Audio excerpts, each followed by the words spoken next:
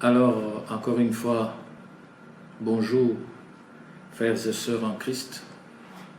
C'est une joie de nous retrouver encore et je bénis le Seigneur pour ce bon moment qu'il nous accorde de partager ensemble.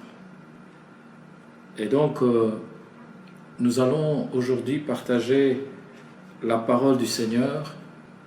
Et le Seigneur m'a conduit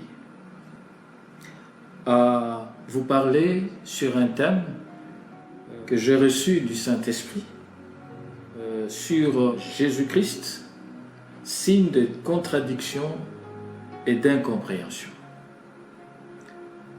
Nous devons savoir que durant toute sa vie terrestre, jusqu'à nos jours d'ailleurs, la personne de Jésus-Christ n'a cessé de susciter des interrogations et surtout aussi des incompréhensions.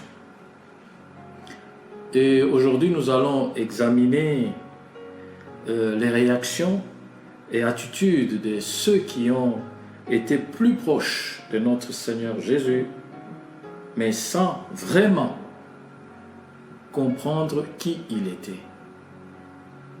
Et pour cela, nous allons lire ensemble notre premier passage dans Marc, chapitre 3, verset 21. La Bible nous dit: « Les parents de Jésus, ayant appris ce qui s'est passé, vinrent pour se saisir de lui, car ils disaient, il est hors des sens. » Autrement dit, il a perdu la raison.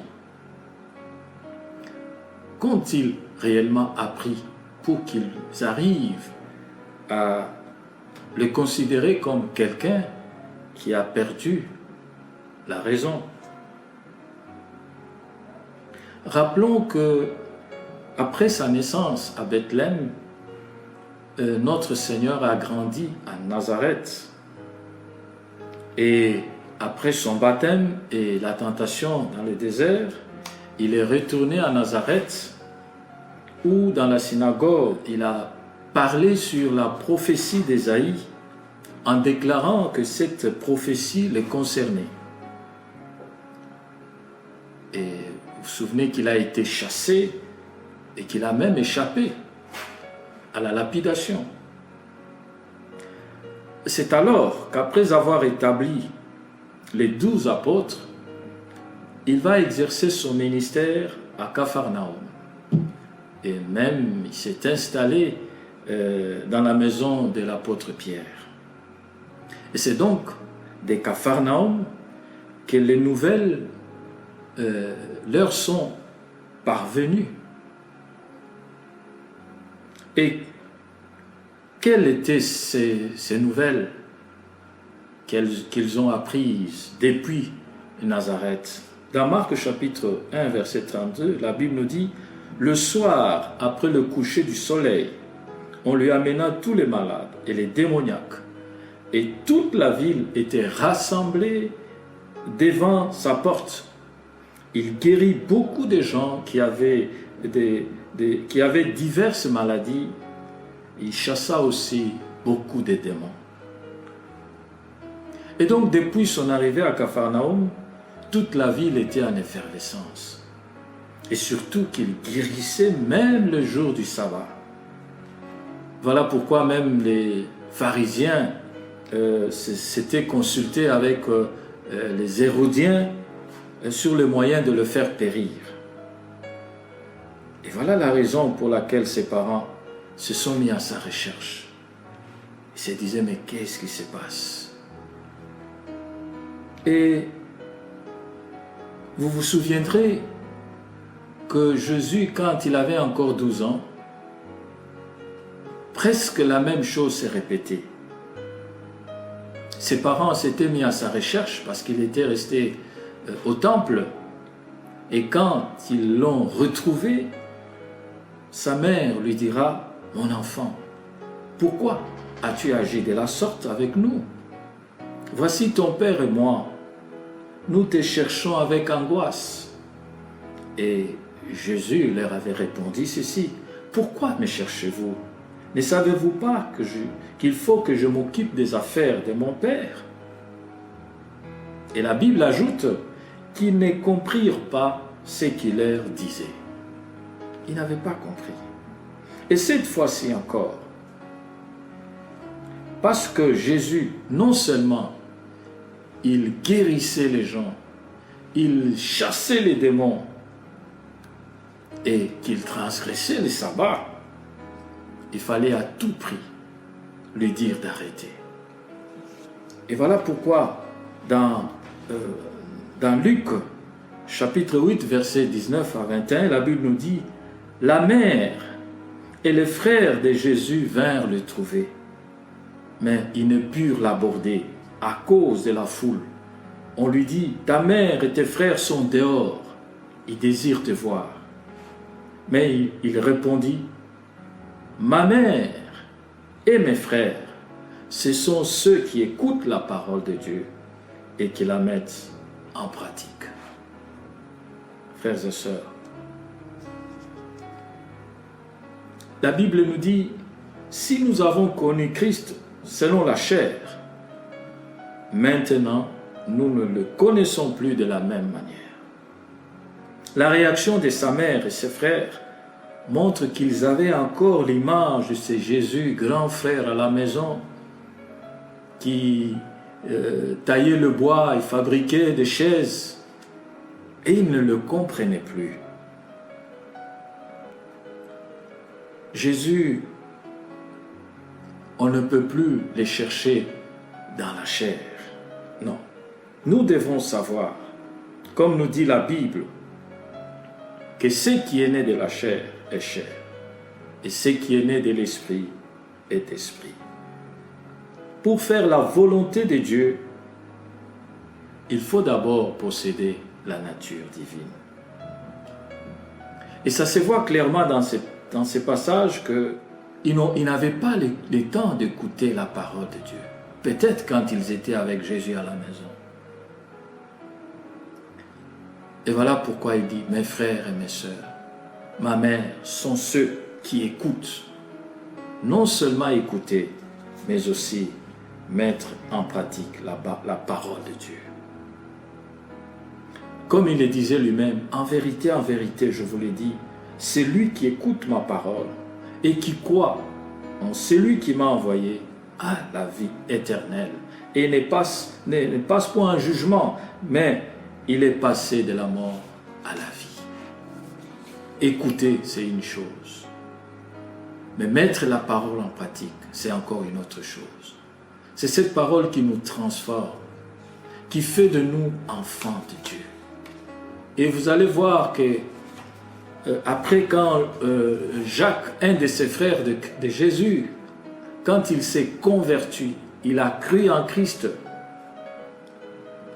Dans son exhortation, il va dire, mettez en pratique la parole et ne vous bornez pas à l'écouter en vous trompant vous-même par de faux raisonnements.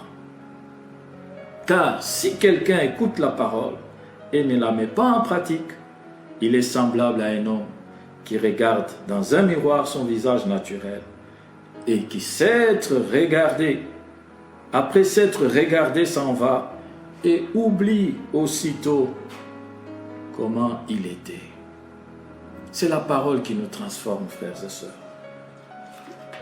Le Seigneur dit, mes frères, mes sœurs, ma mère sont ceux qui écoutent la parole et qui la mettent en pratique. Que le nom du Seigneur soit béni.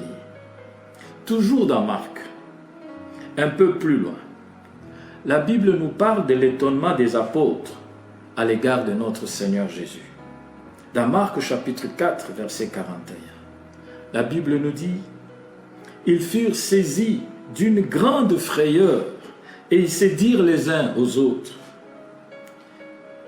quel est donc celui-ci à qui obéissent même le vent et la mer? Selon l'évangile de Marc, le Seigneur venait d'établir, de choisir les 12 apôtres. Et il est vrai que les apôtres ont assisté à des guérisons, à des délivrances. Mais là, c'était autre chose.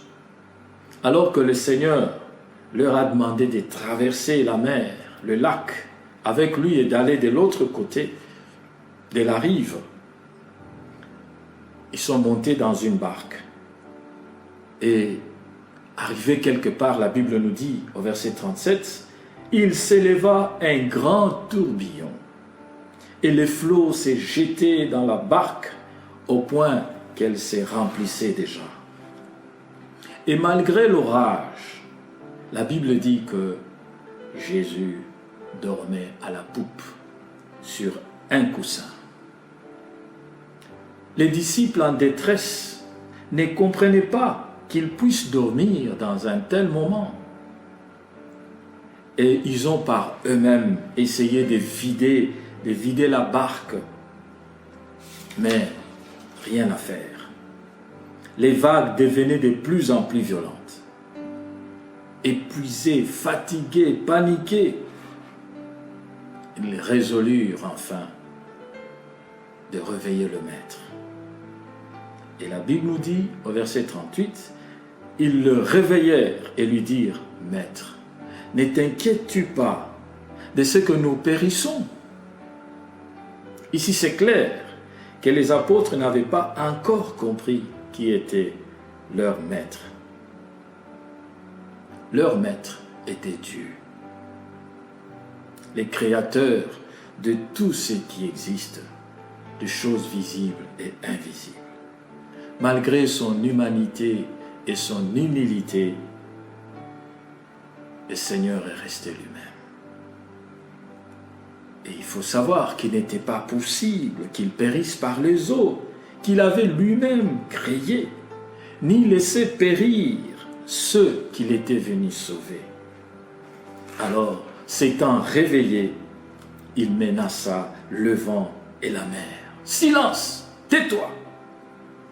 Et le vent cessa. Et la Bible dit qu'il y eut un grand calme. Le Seigneur Tout-Puissant impose un silence absolu aux éléments déchaînés de la nature. Et il leur dit, « Pourquoi avez-vous si peur? Comment n'avez-vous point de foi ?» Le Seigneur voulait nous donner une leçon, mais les apôtres n'ont pas compris. Il est possible que tu traverses une période critique où tout donne l'impression que le maître dort et n'agit pas. Mon frère, ma sœur, garde la foi et reste dans la barque qui est l'Église, corps du Christ. Car ton Seigneur est Dieu. Il est le maître des temps et des circonstances. Nous devons savoir que l'Église, le corps de Christ qui est l'Église, a connu des temps plus mauvais encore que ceux que nous traversons aujourd'hui. Lorsqu'elle avait affaire avec les terribles orages de persécution, ces vents de l'opposition du monde que l'ennemi soulève contre le croyant qui sont fidèles au Seigneur.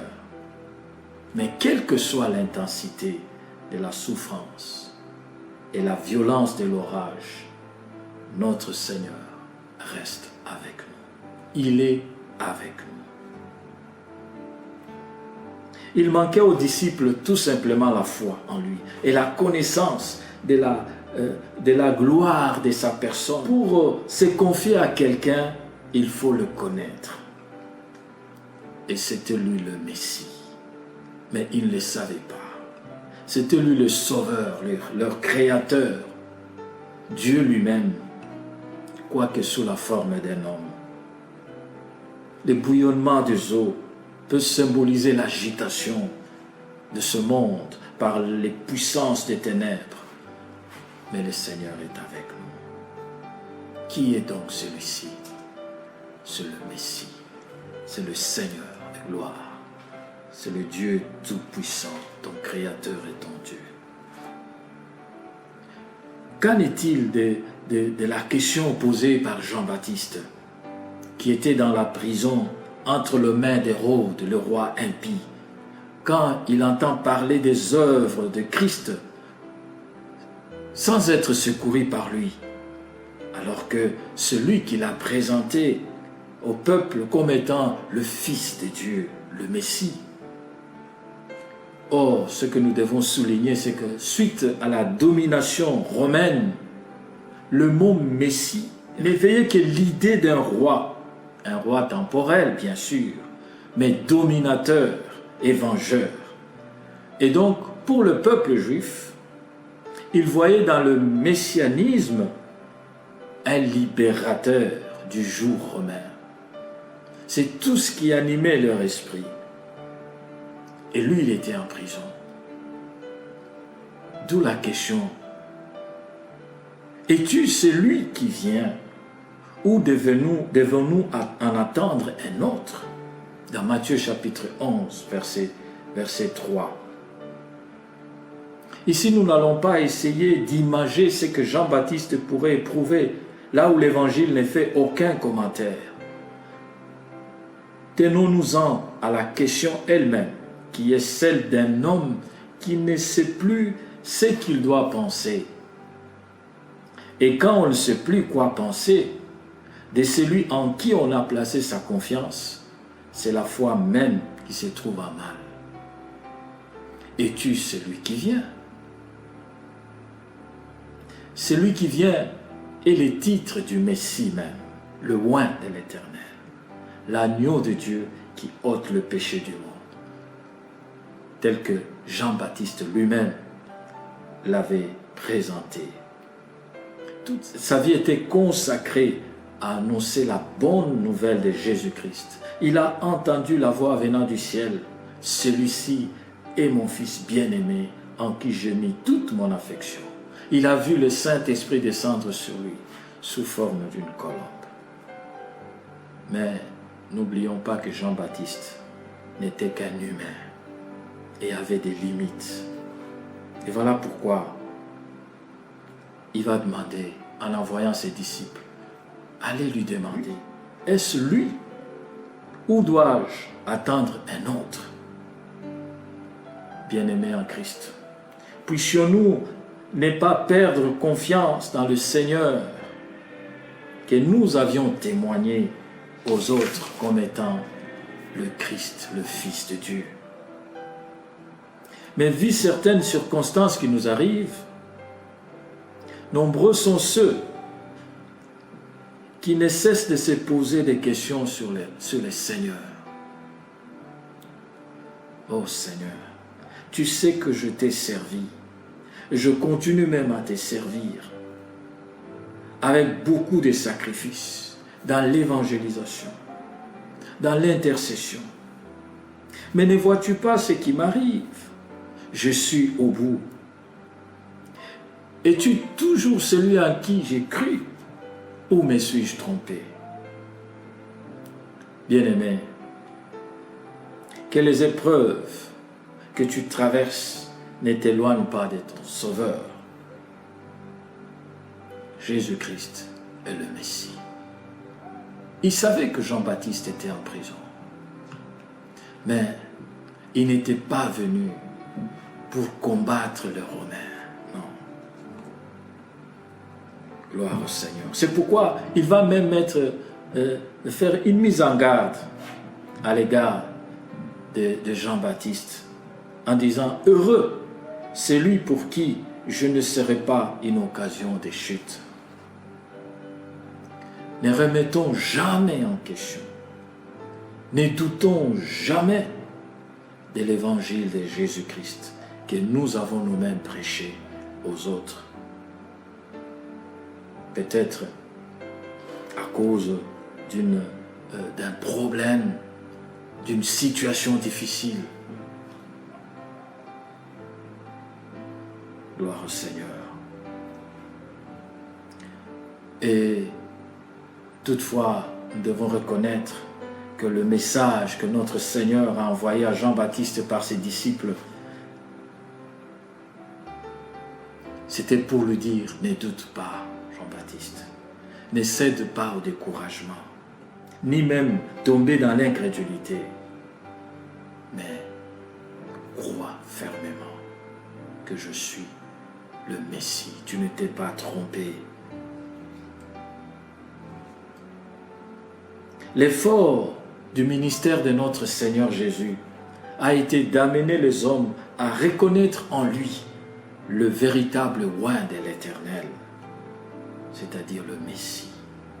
Malheureusement, même après la croix et la résurrection de notre Seigneur, certains disciples les plus intimes du Seigneur ont continué à les considérer comme un prophète. À l'exemple de 2 disciples d'Emmaüs, la Bible dit qu'ils s'entretenaient de ce qui venait de se passer à Jérusalem. Comme ils en discutaient, Jésus s'approcha d'eux et s'est mis à marcher avec eux. Mais ils ne le reconnurent pas. Non parce que Jésus avait changé, mais parce que leurs yeux étaient empêchés de le reconnaître. Et Jésus leur demanda de quoi ils s'entretenaient avec tant de tristesse. Et ils étaient étonnés de trouver qu'il y avait quelqu'un qui ignorait ce qui venait de se passer, touchant Jésus de Nazareth, un grand prophète puissant en œuvre et en parole. Comme l'est dit Luc chapitre 24, verset 21, nous espérions que ce serait lui qui délivrerait Israël. Mais avec tout cela, voici le 3e jour que ces choses se sont passées. Nous espérions. Pour eux, il n'était qu'un prophète puissant en œuvre et en parole, mais pas le Messie. Parce que si c'était lui le Messie, il allait certainement délivrer Israël du joug des Romains. Mais au lieu de cela, il fut livré par leur chef et mis à mort. Quelle déception, quel désespoir. Et il se disait peut-être que Dieu enverra un autre Messie. Certainement. Le Seigneur lève la voix et dit, « Oh, homme sans intelligence, et dont le cœur est lent à croire tout ce qu'ont dit les prophètes, ne fallait-il pas que le Christ souffre ces choses et qu'il entre dans sa gloire ?» Et le Seigneur lui-même s'est mis à les instruire sur les Écritures. Depuis Moïse, il leur expliqua dans toutes les Écritures ce qui les concernait. Frères et sœurs, ce que les disciples ignoraient encore reposait tout simplement sur ces faits importants que le Seigneur a soulignés. Ne fallait-il pas que le Christ souffrit? Il fallait que l'œuvre de la rédemption et de la réconciliation de toutes choses soit accomplie pour que le Christ puisse régner. Et si le Seigneur était monté au ciel sans passer par la mort, comme le souhaitait l'apôtre Pierre, alors, frères et sœurs, il n'est resté pour tous les hommes que l'exécution du juste jugement de Dieu. Et l'apôtre Paul dira, si Christ n'est pas ressuscité, notre prédication est donc vaine, et notre foi est vaine, et nous sommes encore dans nos péchés. Et pour peut-être conclure notre message, nous allons un peu revenir sur la question de notre Seigneur qu'il a posée à ses apôtres. Il cherchait à savoir comment les gens le considèrent. Et il va leur poser des questions. Dans Matthieu chapitre 16, verset 13 à 20. La première question, qui suis-je au dire des hommes, moi le Fils de l'homme? Ici, la question est posée du point de vue humain. Moi, Fils de l'homme. Le Seigneur demande aux apôtres ce que les hommes pensent de lui. Et la réponse des apôtres est commune. Certainement, un des grands prophètes, Jean-Baptiste, qui venait de mourir, Élie, qui devait précéder le Messie, ou Jérémie même, qui était aussi parmi les grands prophètes. Aujourd'hui, nous trouvons des opinions aussi diverses, plus diverses encore, sur ce qu'est Jésus. Il y a ceux qui les rejettent et qui disent ouvertement, c'est un homme de bien, un grand réformateur, un fondateur de la religion chrétienne, mais surtout pas dire qu'il est fils de Dieu, et pire encore, qu'il est Dieu. Or, il est écrit dans 1 Jean chapitre 5, versets 11 à 12, « Et voici le témoignage, c'est que Dieu nous a donné la vie éternelle, et que cette vie est dans son Fils. Celui qui a le Fils a la vie. Celui qui n'a pas le Fils de Dieu n'a pas la vie. » Et la deuxième question, le Seigneur l'adresse directement aux disciples, comme à nous qui sommes enfants de Dieu aujourd'hui.